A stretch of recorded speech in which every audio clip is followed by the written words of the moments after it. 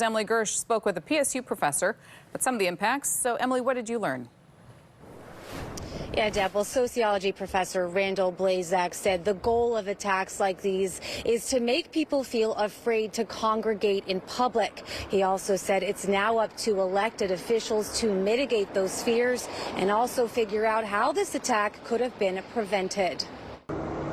I think New Orleans is in somewhat of a panic right now because there are all these huge events coming up. A deadly New Year's attack on Bourbon Street happening during the middle of college football playoffs. The Sugar Bowl canceled, but next month's Super Bowl is still on in New Orleans. It's really a challenge for people to be able to mitigate the risk, but also the emotional impact of things like this, because that's the goal. The goal is to make people afraid.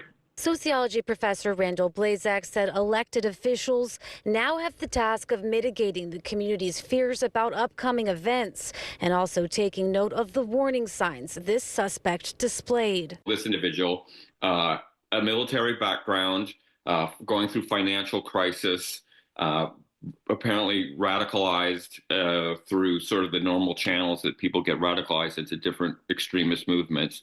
And so in retrospect, we're going to see all these red flags. We're going to see all these sort of indicators that this person was going in that direction. And we can do better at de-escalating those individuals. Yeah, all my friends and their parents are all trying to figure out and make sure everyone's okay. Anaya Thomas, who was flying into Portland Wednesday, is a student at Louisiana State University. She said the brother of LSU football player Jack Beck was one of the victims. Tiger Beck was a football player at Princeton University. LSU shared an image of the Bourbon Street sign on X with a French phrase meaning "we weep and pray." Thomas says she and other LSU students frequent the area, and that could have easily been her. It's honestly kind of scary because if I was there, I probably might have had the possibility of going down to New Orleans because that's just what we do. We get kind of bored in Baton Rouge.